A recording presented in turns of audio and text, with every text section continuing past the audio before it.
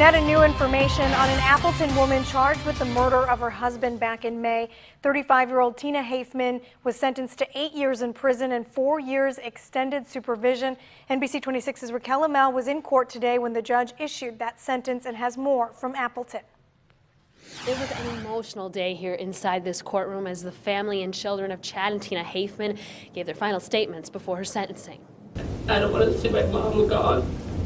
In court today, Tina's mother, 2 of her daughters, as well as the officer who responded to the murder, all taking the stand. Haifman pled no contest to first-degree reckless homicide, stabbing her husband after a drunken fight and what she says was years of domestic abuse. The district attorney asking for 20 years behind bars for Haifman, while the defense asked for just 10 behind bars. The judge overruling both lawyers, passing a lighter sentence, 8 years in prison, 4 years extended supervision. He understood the dynamics of the relationship, and what he did was extremely fair and right. Alcohol wasn't the excuse, the history wasn't the excuse, but there needs to be some punishment, and I think the community would expect there to be a significant sanction.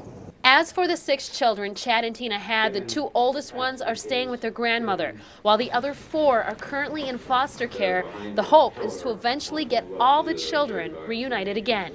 At the end of the day, the judge said he took into account the age of Tina and Chad's children, along with the severity of the case, the crime, and the history of alleged abuse. And that's how he made his decision today. In Appleton, keeping you connected, Raquel Amel, NBC 26.